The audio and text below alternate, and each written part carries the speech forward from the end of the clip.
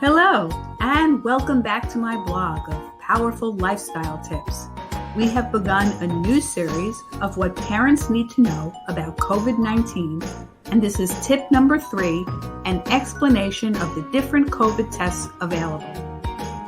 Most of the tests available for COVID-19 fall into one of two categories, molecular or serologic. Molecular tests look for signs of active infection.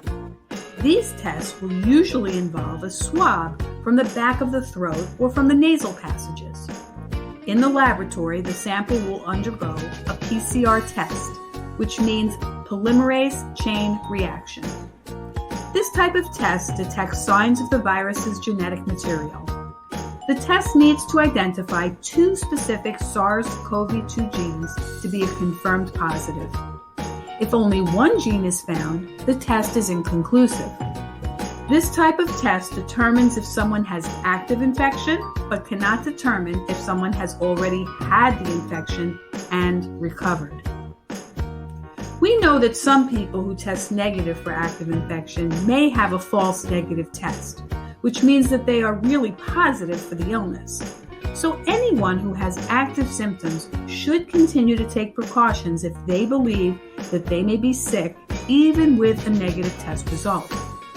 Your physician may ask you to get retested again at a later date. Serologic tests detect antibodies that the body has made in response to the virus, and anyone who has had COVID-19 will have these antibodies. The antibodies are found in the person's blood and tissue throughout their body, and serologic testing usually involves getting a blood sample.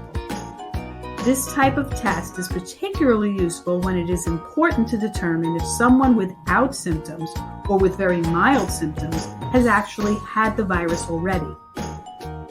If a person tests positive for antibodies, they have had the virus.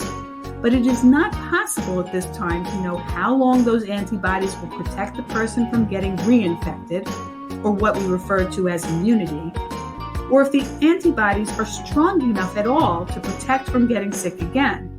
So continuing to protect yourself is always a good idea.